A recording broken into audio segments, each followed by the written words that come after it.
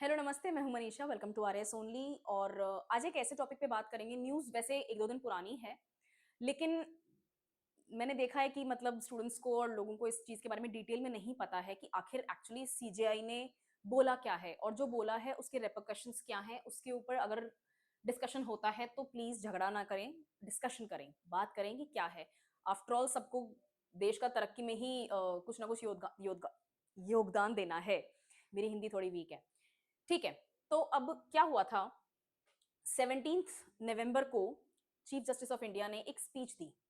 वो एक constitutional club में कोई मीटिंग चल रही थी, कॉन्क्लेव चल रहा था और वहां पर बात कर रहे थे। डिटेल में नहीं जाएंगे, उन्होंने जो शब्द बोले हैं उनके ऊपर जाएंगे। पूरी स्पीच में उन्होंने एक पैराग्राफ में ये चीज बोली है, एससी एसटी रिजर्वेशन में भी क्रीमी लेयर होनी चाहिए। राइट, एससी एसटी रिजर्वेशन में भी क्रीमी लेयर होनी चाहिए। इसी सेंटेंस को हम अच्छे से ब्रेक करके समझने की कोशिश करते हैं कि आखिर हो क्या रहा है। पहली बात तो ये कि रिजर्वेशन होता क्या है। रिजर्वेशन का मतलब होता है affirmative action to address historical caste based discrimination. सदियों से, या अब आप विश्वास करना चाहते हैं, आपकी कुछ बुक्स आपको बोले, और ये बहुत ही अजीब सा टॉपिक है। कुछ बुक्स आपको बोलेंगे कि हजारों साल से डिस्क्रिमिनेशन चला आ रहा है, और कुछ बुक्स एक डिफरेंट माइंडसेट फॉलो करती हैं कि भाई नहीं, कुछ ही सेंचुरीज हुई हैं जहां पर ये डिस्क्रिमिनेशन हमें देखने को मिलता है। जाति वर्ण सिस्टम क्या है, कास्ट सिस्टम क्या है, हम उसके ऊपर नहीं जाएंगे। मुझे उस चीज को एक्सप्लेन करने में, और आपको सबको पता भी है, उसमें कोई इंटरेस्ट नहीं है। कंट्रोवर्सी में नहीं जाना है, सिंपल सी बात समझते हैं। सोसाइटी, हिंदू सोसाइटी में कुछ ऐसे पोर्शन ऑफ वर्ण थे जिनके साथ में दूसरे वर्ण पोर्शंस जो हैं किसी ना किसी तरीके से डिस्क्रिमिनेट करने लग गए। शुरुआत कहाँ से हुई थी? वर्ण सिस्टम से हुई थी, ठीक है ना। वर्ण व्यवस्था जो है सबने पढ़ी हुई अपन की, उनसे हुई थी। और बाद में वो इतनी स्ट्रिक्ट हो गई कि जो उसमें बिलो नीचे के पोर्शन में आते थे, हमने उनको अनटचेबल तक ट्रीट किया। ओके, उस अनटचेबिलिटी से, उस डिस्क्रिमिनेशन से फाइट करने के लिए, उससे उनको सोशल लेवल पर मेन स्ट्रीम करने के लिए गवर्नमेंट ऑफ इंडिया ने कुछ रिजर्वेशन की पॉलिसीज दी कि आप जॉब लगेंगे, सरकारी नौकरी लगेंगे, पढ़ाई करेंगे, किसी भी तरीके से आप देश में तरक्की में योगदान करेंगे, तो हम आपको कुछ बेनिफिट देंगे। अगर 100 मार्क्स का एग्जाम है, ठीक है, 40 मार्क्स आपको पासिंग मार्क्स चाहिए। कुछ कैटेगरी ऐसी होंगी जिनको सच में अच्छा पढ़ना पड़ेगा, जिनको वाकई में वो मार्क्स कवर करने पड़ेंगे, और कुछ कैटेगरीज ऐसी होंगी जिनको हम थोड़ा सा अलाउ करेंगे कि वो 2-5 मार्क्स अगर नीचे भी रह जाते हैं तो कोई बात नहीं, लेकिन आपको नौकरी लग जाएगी। ये मैंने बहुत ही सिंपल वे में आपको बताया कि एफर्मेटिव एक्शन होता क्या है। हम उनके लिए एक तरह से सीट बुक कर देते हैं। ओके, इंडिया में 49.5% रिजर्वेशन नॉन जनरल रिजर्वेशन है, जिसमें ओबीसी हैं, एससी हैं और एसटी हैं। ओके, ईडब्ल्यूएस कैटेगरी, हाँ आप सही सोच रहे हैं, बट वो आता है जनरल में। जनरल कैटेगरी जो 50.5% है, उसमें से 10% हमने ईडब्ल्यूएस यानी कि इकोनॉमिकली वीकर सेक्शंस के लिए रख दिया। रिजर्वेशन की हिस्ट्री देखते हैं। पहले तो कॉन्स्टिट्यूशनल बेसिस देखते हैं कि भाई आर्टिकल 15, अब ये आर्टिकल 15 और 16 क्या है आपके? इक्वालिटी के राइट्स हैं। हमारे साथ भेदभाव ना हो, देश के नागरिकों में, citizens of India should not be discriminated against on the basis of RRCSP, जिसमें race, religion, caste, creed, sex और प्लेस ऑफ बर्थ आता है। राइट, तो उसमें कास्ट आ गया, तो फिर रिजर्वेशन कैसे है? एग्जैक्टली आर्टिकल 15 और 16, इनका एकमात्र एक्सेप्शन रिजर्वेशन पॉलिसी ही है। 15 में क्या है? आप डिस्क्रिमिनेशन नहीं कर सकते, लेकिन एससी एसटी ओबीसी के लिए रिजर्वेशन अलाउड है। स्टेट ऐसी पॉलिसी बना सकता है कि उनको रिजर्वेशन मिले। उसी तरह से आर्टिकल 16 पब्लिक एम्प्लॉयमेंट, यानी कि अगर सरकार सरकारी नौकरी की भर्ती निकालती है तो उसमें एम्प्लॉयमेंट का सभी नागरिकों को बराबर अधिकार है।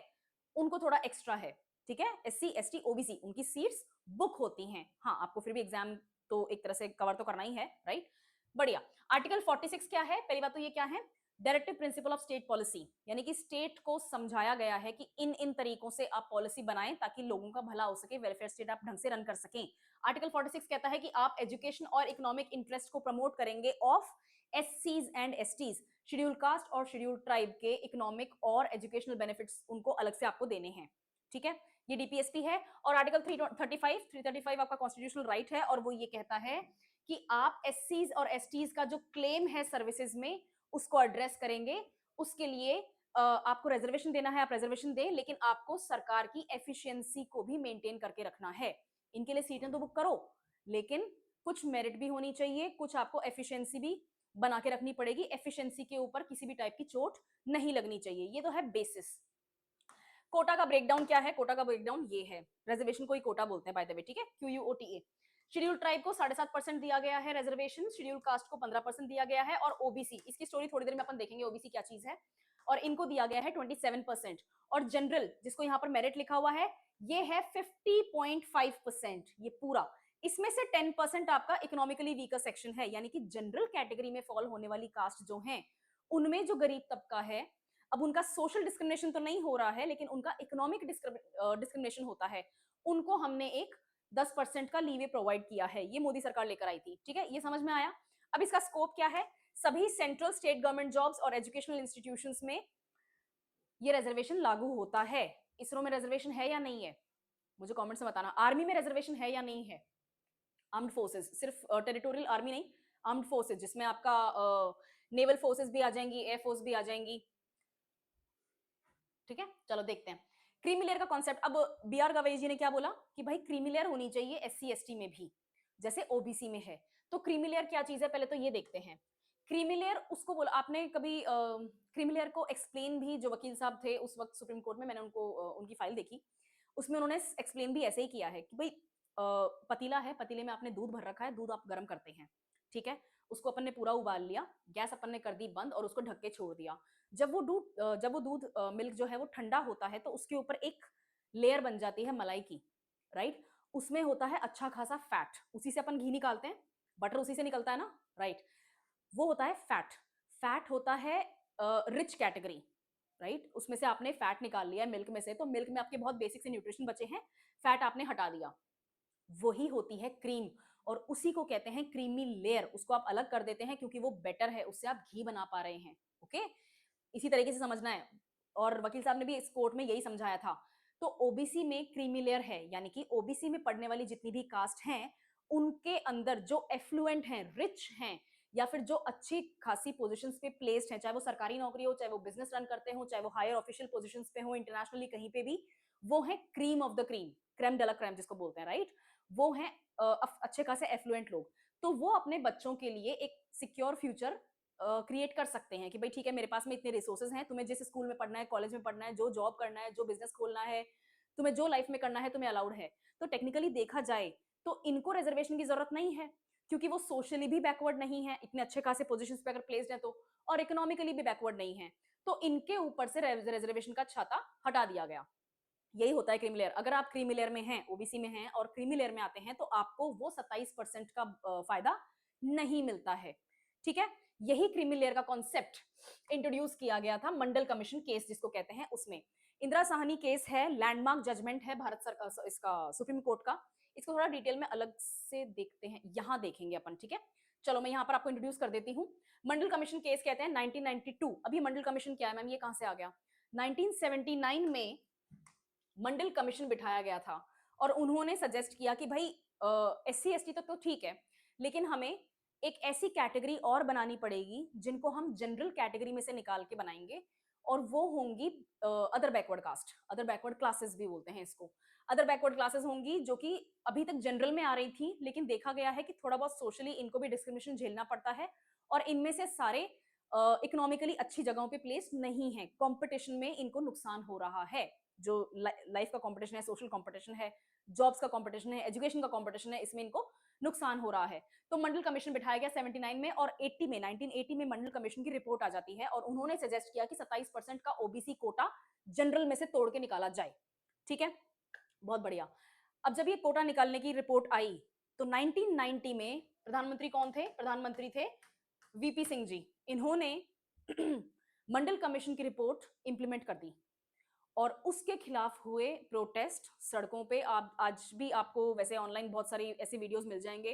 स्टूडेंट, उस टाइम स्टूडेंट्स वगैरह जो थे, जो इसके प्रोटेस्ट में उतरे हुए थे, उन्होंने अपने आप को जिंदा ही आग लगा ली थी।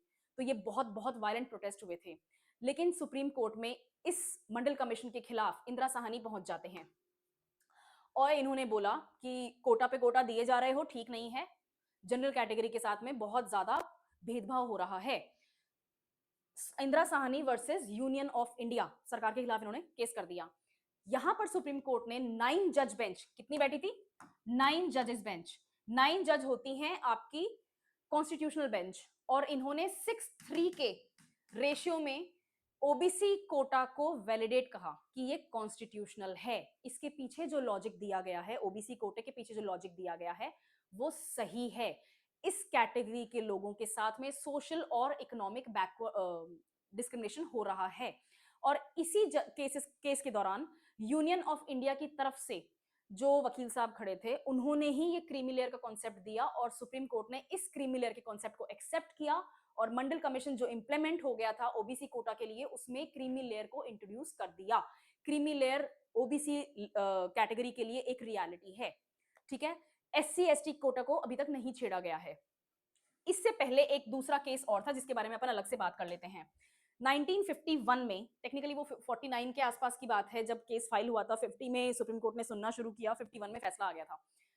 चंपकम दोराईराजन ये एक महिला थी जिन्होंने उस टाइम मद्रास प्रेसिडेंसी थी, ठीक है, 20s के आसपास से जब चला आ रहा है, तो कोटा तब से ही शुरू हो गया था। ब्रिटिशर्स ने डिविजन्स भी क्रिएट किए और कुछ मतलब ये वाला मैं मानती हूँ पर्सनली लेवल पे कि ये थोड़ा बहुत कोटा वाला सिस्टम जो था वो भला ही था।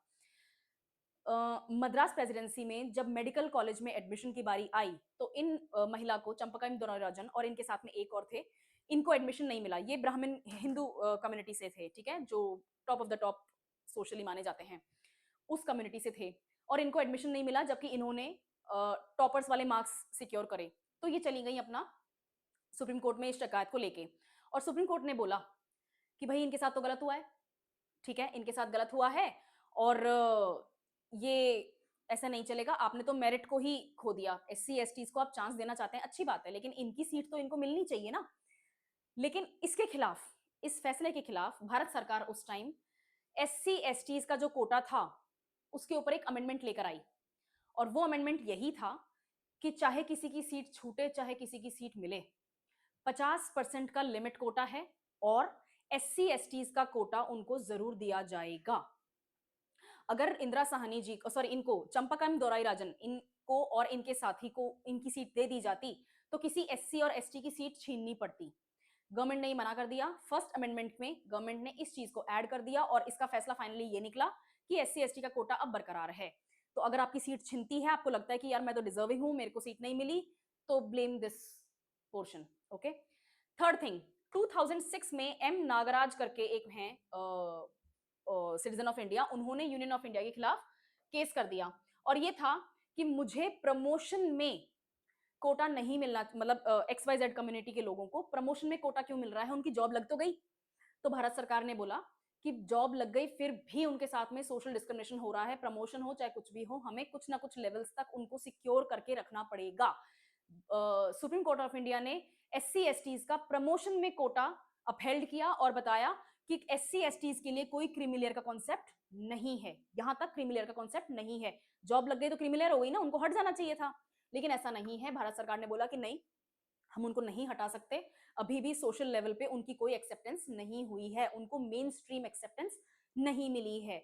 आप जनरल कैटेगरी के हैं, आप ओबीसी कैटेगरी के हैं, एससी एसटी के साथ में डिस्क्रिमिनेट कर रहे हैं, चाहे वो आईएएस ऑफिसर क्यों ना बन गया हो, तो ये प्रॉब्लम है। और एम नागराज के टाइम भी जो 2006 में फैसला आया उसमें यही फैसला आया। अब 2024 में बी आर गवाई जी ने एक केस की सुनवाई करते टाइम एक स्टेटमेंट दिया था कि ये क्रीमी लेयर का कॉन्सेप्ट जो है आपको एससी एसटी में डालना चाहिए। बहुत बहुत एफ्लुएंट पोजीशंस पे कुछ लोग पहुंच चुके हैं और उनके बच्चे जो हैं ये 7.5% और 13% जो है इसके ऊपर अभी भी 15% जो है इसके ऊपर अभी भी फायदा उठा रहे हैं, जिसके कारण क्या हो रहा है, जो एक्चुअली बहुत ज्यादा बैकवर्ड है, जिन तक ये सुविधाएं नहीं पहुंच रही हैं, वो कंपटीशन शुरू होने से पहले ही बाहर हो जाते हैं। मैं आपको एक एग्जांपल देती हूँ, जैसे एसटी कम्युनिटी है, एसटी कम्युनिटी में मीनाज आते हैं, राइट, मैं राजस्थान की बात कर रही हूँ, एसटी कम्युनिटी में मीनाज आते हैं और मीनाज आपको बहुत ज्यादा आईएएस ऑफिसर्स और ये मिल जाएंगे, ठीक है। अगर मीना एक आईएएस ऑफिसर हैं तो उनके जो बच्चे हैं, बच्चे हैं जितने भी हैं, वो सारे अगर यूपीएससी की तैयारी करते हैं तो उनको इस रिजर्वेशन का बेनिफिट मिल रहा है। एक आईएएस ऑफिसर से ऊपर कुछ नहीं होता है एडमिनिस्ट्रेशन में, और उसका बच्चा अभी भी अगर ये रखता है क्या कहते हैं सोशल लेवल पे आर्ग्यूमेंट कि भाई मेरे साथ में भेदभाव हो रहा है, तो ये गड़बड़ है। एक आईएएस ऑफिसर के साथ में भेदभाव नहीं होता है। यही बात बी आर गवई जो खुद एससी कम्युनिटी से आते हैं बाय द वे, उन्होंने बोली कि आपको अब एससी और एसटी कम्युनिटी का जो रिजर्वेशन है उसमें क्रीमी लेयर को इंट्रोड्यूस करना चाहिए। इसका काफी विरोध हुआ, सरकार ने भी बोला कि नहीं नहीं हम ऐसा कुछ नहीं कर रहे हैं वरना सड़कों पे उतर जाएंगे, ऐसा वैसा कुछ नहीं करना है, तो सिटीजन्स को डरने की जरूरत नहीं है, ये सब आ गई बात। 17 तारीख को एक लेक्चर के दौरान बी आर गवई ने ये चीज वापस से रिपीट करी कि SC ST का जो ट्रेडिशनली रिजर्वेशन में क्रीमी लेयर का कॉन्सेप्ट नहीं था, उसको क्रीमी लेयर को कॉन्सेप्ट को ऐड करना चाहिए। जो एफ्लुएंट लोग हैं, जो बहुत ज्यादा एलीट हैं, उन्होंने अपने रिजर्वेशन में, अपने कोटा में कुछ सीट्स को कैप्चर कर लिया है। जनरेशन टू जनरेशन वो उसका फायदा उठा रहे हैं, जरूरत नहीं है, उनके साथ डिस्क्रिमिनेशन नहीं हो रहा है, अब आपको हट जाना चाहिए। इसका बहुत ब्रिलियंट एग्जाम्पल है टीना डाबी और उनकी सिस्टर, दोनों IAS ऑफिसर्स हैं, दोनों के पेरेंट्स IAS ऑफिसर थे, दादाजी IAS ऑफिसर थे। आगे नहीं बोलूंगी मैं, समझ में आ गई? तो आप प्रिविलेज्ड हैं, आपके साथ में अब डिस्क्रिमिनेशन नहीं हो रहा है, अब आपको क्रीमी लेयर को इंट्रोड्यूस कर देना चाहिए।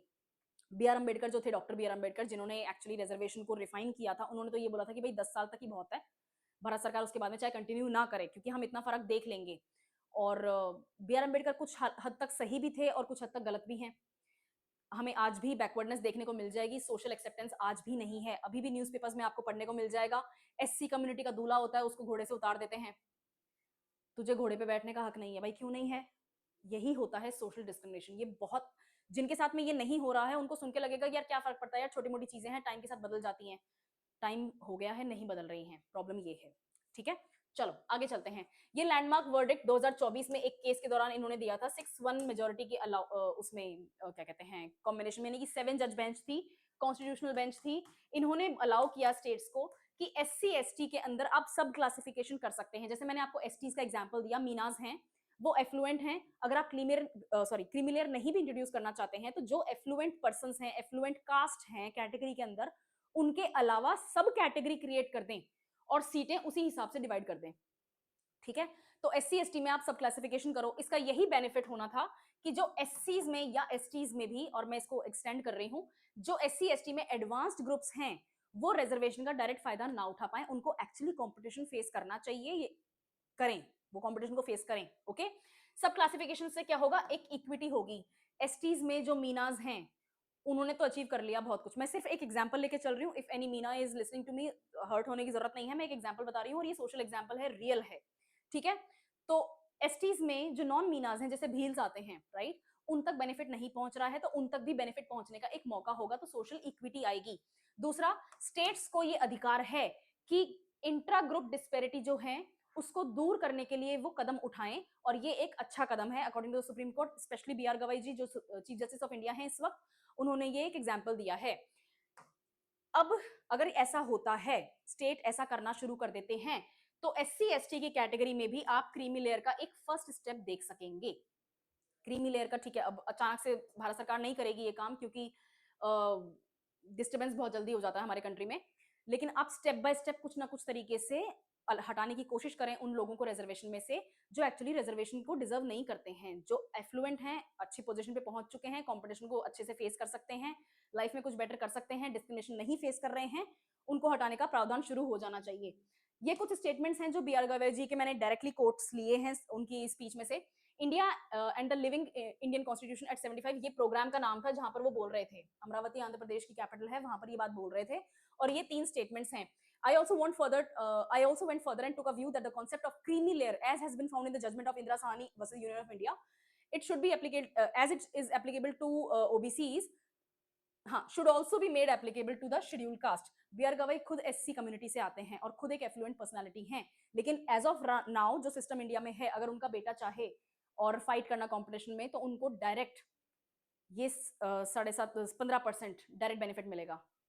एक CJI का बेटा या बेटी डिजर्व करते हैं क्या? नहीं, उसी चीज के बारे में ये बात हो रही है।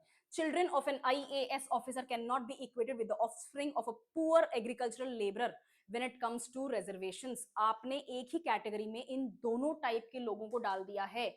इसका बच्चा जो है वो तो फाइट कर जाएगा, जीत जाएगा, लेकिन एक इसका बच्चा, इस कैटेगरी का बच्चा जो उसी कैटेगरी में फॉल करता है कास्ट वाइज, वो फाइट नहीं कर पाएगा। आपने लेबरर का बच्चा लेबरर ही बन सके उसको मजबूर कर दिया है, क्योंकि उसकी सीट तो इसका बच्चा ले जाएगा। इनके पास में रिसोर्सेज हैं किताब खरीदने के, best of the best coaching use करने के, कोई जॉब करने की जरूरत नहीं है, बेटा डिस्टर्ब होने की जरूरत नहीं है, तेरा कमरा, तेरी लाइब्रेरी, तेरा घर, तेरे पास में नौकर है, सब कुछ है। तू कर पढ़ाई, तो वो कर लेगा, राइट? तो ये बेटर पोजीशन पे है, हमें ये बेटर पोजीशन वाला कॉन्सेप्ट ही तो हटाना था रिजर्वेशन देके, इसलिए तो दिया था, right? States must evolve a policy for identifying the creamy layer even among the SCs and STs and deny them the benefit of reservation.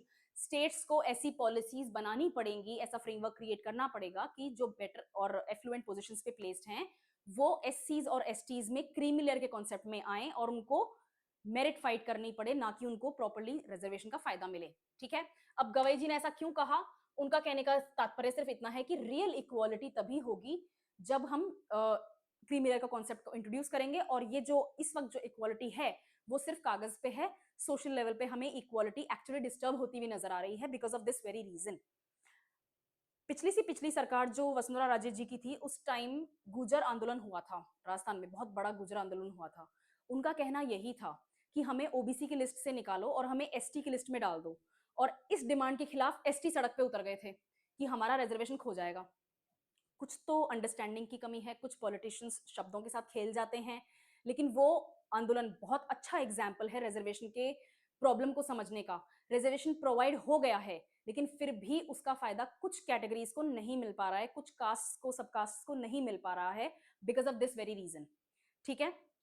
Uniform reservation inequality बढ़ा रहा है बैकवर्ड ग्रुप्स में, और रिजर्वेशन का बेनिफिट जो है वो तभी इंश्योर होगा स्पेशली मोस्ट मार्जिनलाइज लोगों में जो कि सोशली और इकोनॉमिकली एडवांस नहीं है, वो तभी पॉसिबल है जब आप क्रीमी लेयर का कॉन्सेप्ट इंट्रोड्यूस कर दो। समझ में आ गई चीज? अब क्रीमी लेयर का मतलब क्या है? यही है कि आप एक्सक्लूड कर दें उन लोगों को जो इकोनॉमिकली और एजुकेशनली एडवांस्ड हैं एससीज और एसटीज में, जिनकी फैमिलीज पहले से कोटा का किसी ना किसी तरीके से बेनिफिट उठा चुकी हैं। तो जब बेनिफिट मिल चुका है तो अब किसी और को मिलना चाहिए, उसको मिलना चाहिए जिसको आज तक ये बेनिफिट नहीं मिला है। डिफरेंस क्या है ओबीसी से? डिफरेंस इतना ही है, कास्ट डिस्क्रिमिनेशन सबके साथ में हो रहा है, लेकिन ओबीसी में क्या है?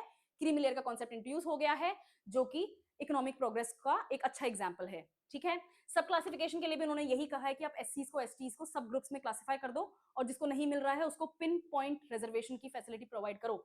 ब्लैंकेट रिजर्वेशन सबको नहीं मिले, लिस्ट में 15 जातियां आ रही हैं एसटी में, सबको बराबर मिल रहा है, फायदा 2-3 को ही पहुंच रहा है, तो जो बाकी की 10-12 हैं उन्होंने क्या गलती कर दी? उनका एक सब क्लासिफिकेशन क्रिएट हो, चाहे एसटीज के अंदर ही क्रिएट कर दो, ये इनका आर्गुमेंट था। और इन्होंने बोला कि आर्टिकल 335 में जो एफिशिएंसी की बात हो रही है, गवर्नमेंट अपनी एफिशिएंसी मेंटेन करके रखे, उसको सपोर्ट मिलता है। आपने रिजर्वेशन प्रोवाइड तो कर दिया, जो एससीज और एसटीज का जो क्लेम है कि हमें मेन स्ट्रीम होना है, हमारा भी अधिकार है देश में, देश की तरक्की में योगदान करने का हमारा भी एक वो होना चाहिए, पार्टिसिपेशन होना चाहिए, ये तो आपने मान लिया। लेकिन उसी आर्टिकल में कॉमा के बाद में आगे लिखा हुआ है कि एफिशिएंसी मेंटेन करते हुए, वो वाली आप गड़बड़ कर रहे हो, एफिशिएंसी मेंटेन नहीं हो पा रही है, ओके? और लास्ट में इन्होंने यही बोला कि जो आगे के एडमिशंस और प्रमोशंस हैं सिर्फ उनके ऊपर ही लागू होना चाहिए, इसका रेट्रोस्पेक्टिव इफेक्ट नहीं होना चाहिए। यानी कि जो लोग इस चीज का फायदा अभी तक उठा चुके हैं, चाहे वो टेक्निकली क्रीमी लेयर में ही आते हो, लेकिन क्रीमी लेयर है ही नहीं एससी एसटी में, तो कोई फायदा नहीं है उस बारे में बात करने का। कोई बात नहीं, जिनको मिल गया उनको पास है। अगर टीना डाबी एसटी रिजर्वेशन, सॉरी एससी से पास होके, एससी रिजर्वेशन का फायदा उठा के पास होके कलेक्टर बन गई है बाड़मेर की, तो अच्छी बात है, रहो। अब जो होगा उनके साथ में ये चीज लागू होनी चाहिए। समझ में आ गई? राइट। और इसका इम्पैक्ट यही है कि पुअरेस्ट एससीज का अब बेनिफिट पहुंचना चाहिए, मोर मेरिट बेस्ड होंगे, हायर पोजीशंस में आप ज्यादा कंपटीशन देख पाएंगे। क्यों? क्योंकि आप क्रीमी लेयर को हटाते जा रहे हैं, राइट?